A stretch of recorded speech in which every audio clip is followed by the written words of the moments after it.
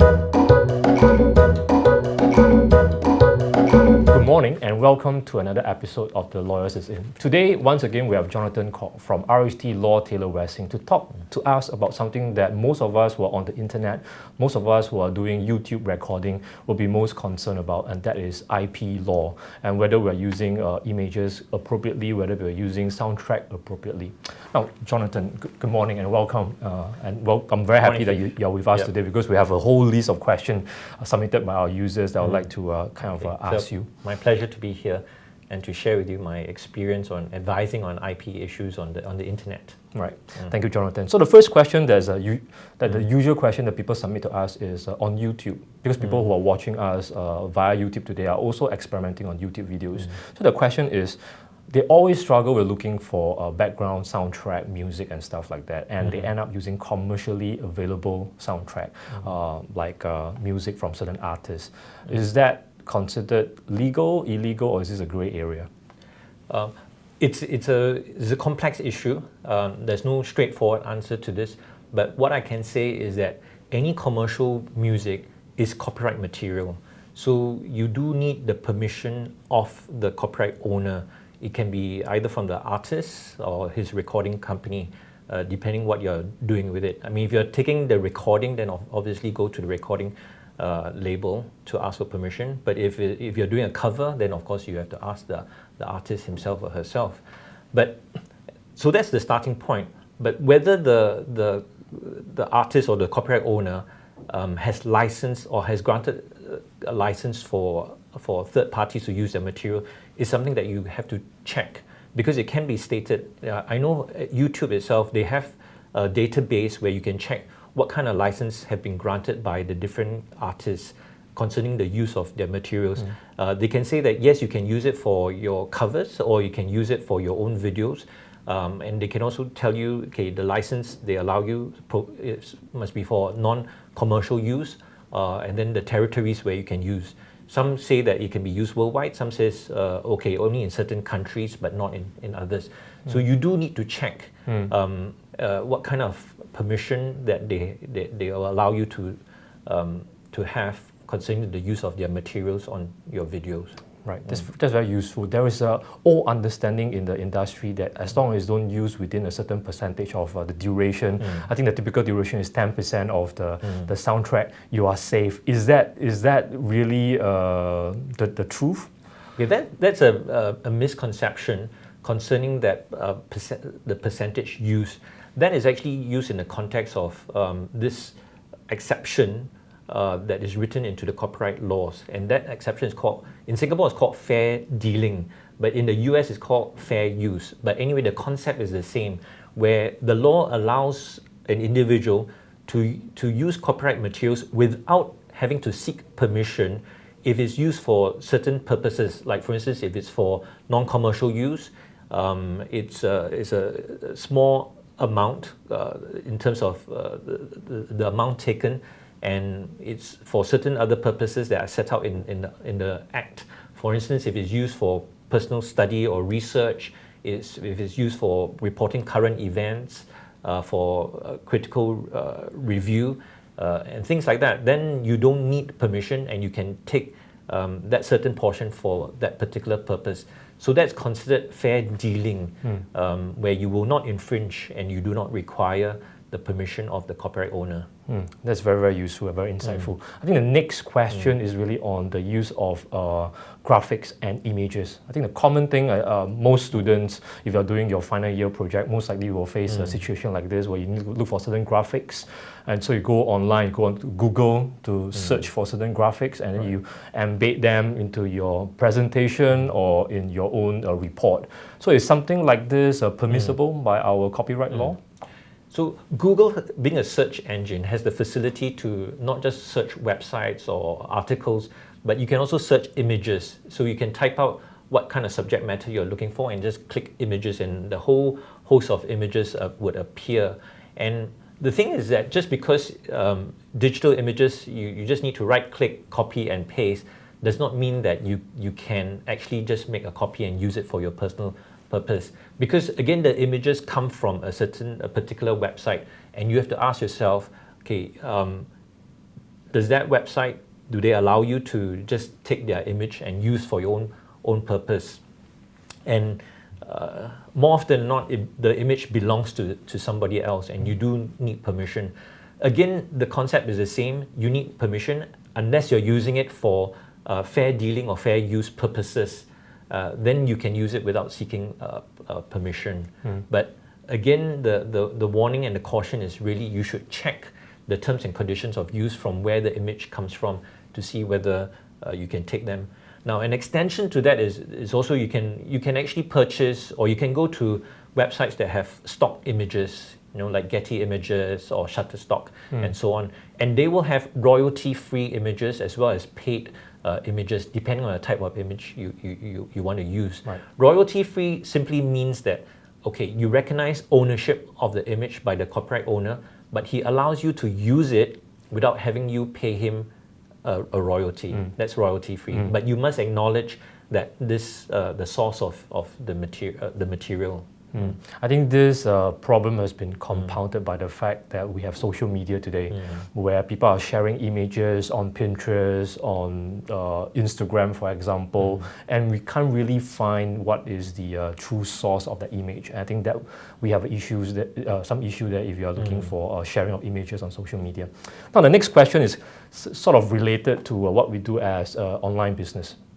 Sometimes we do share links to another website. We do link to or deep link to another government website, or whether it's to another website that has interesting content that we want to use. So is deep linking permissible? If it's just linking to the website, will we be as a business be liable for legal infringement if we do deep linking? Okay, deep linking is like putting a hyperlink on your website that leads the user to somebody else's website to find out more information on the subject matter. And sometimes what you do is you actually go deep into somebody else's website where the particular content is. So that's what deep linking is. Generally, if you are going into somebody else's website and the user knows that you're going to someone else's website, there's no copyright infringement as such. But the thing is, you are actually reproducing somebody else's content in a sense. And the website owner may require you to actually go through certain steps or from their homepage down into where that particular content is, perhaps because of advertisements and banners that they may have in their homepage, and they do want to track who goes through where. As long as they do not lose out commercially, I think there would be no issue in you deep linking.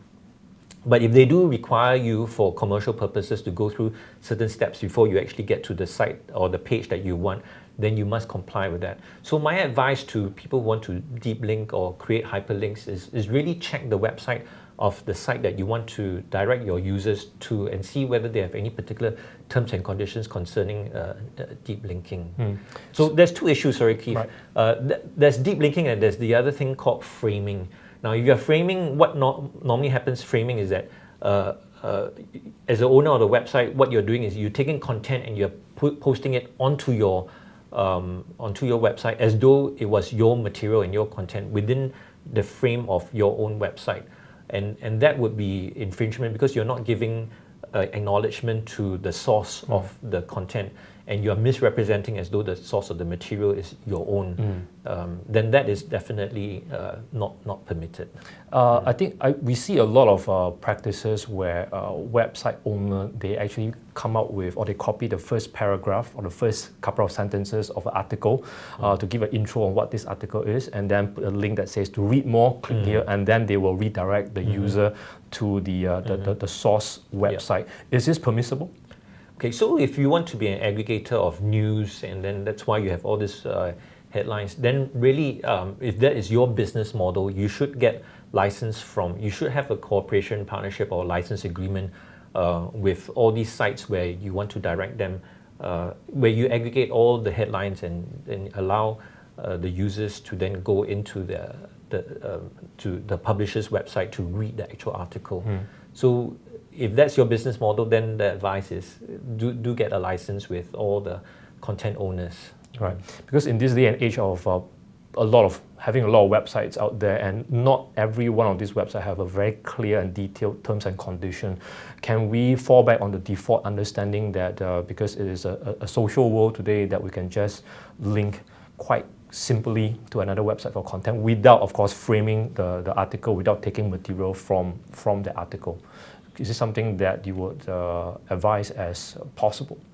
Well, because we are here to advise what is the right thing to do and help you avoid confusion, misunderstanding, and avoid disputes, then obviously our answer is that you should check with the sites that you want to link to, so that you can operate your business free from interruptions in that way. I think the last thing that a company wants is having put everything together and then receive a takedown notice or a cease and desist letter, and then they have to restart. So if you want to get it done right from the beginning, then my advice is really to go and write to all those whom you want to link to and seek their permission. Yes, do your due diligence first before you carry out the activities like that. So Okay. that's very good advice coming from Jonathan. I think the last question is really coming from the perspective of a content owner. If you are a photographer, for example, and you have a lot of your artwork, your photographs out there on the internet,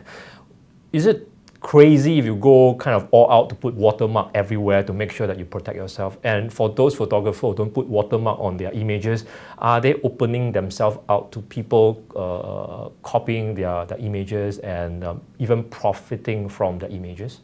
Jonathan? Of course, it's if you put a watermark, you are actually putting an identification to that image as yours. Because images, for instance, photographs, two persons can stand at the same position and take a photograph of the same subject matter, and those two photographs can look almost identical. So you may not know the source, who took which photograph. So if you want to protect your image and make sure that whoever is using yours seeks your permission, then obviously you should put some notice, and a watermark is one way of establishing that particular image is yours. Then if you are running a website of images and you allow others to use, then of course a copyright notice would help, so that the end users will know whose copyright it is. But under the law, copyright arises automatically once it can be established that this was an original work of the artist, whether it's a photographer or creator of the image or the artist. So it arises automatically. Putting a notice does not add to your ownership of the copyright in the image. So it's just a notice, but it does not add nor subtract to your ownership. So the law is very clear that you already do own it. Just giving notice will help others to know that you are the owner. And having a big fat watermark on the image will just frustrate your end user even more in some cases. Yeah, right. Or they may search elsewhere for other similar images. That's right. So thank you very much, Jonathan, for this short time that we have with you. I think if there's one takeaway from this session, it is that copyright, or rather IP law, is kind of a complex issue. So if you have any further questions for Jonathan or for me, do leave your comments and your question at the bottom of this video, and we'll get back to you in the next episode. So thank you very much once again for joining us today in The Lawyers Is In. We'll see you the next time. Thank you.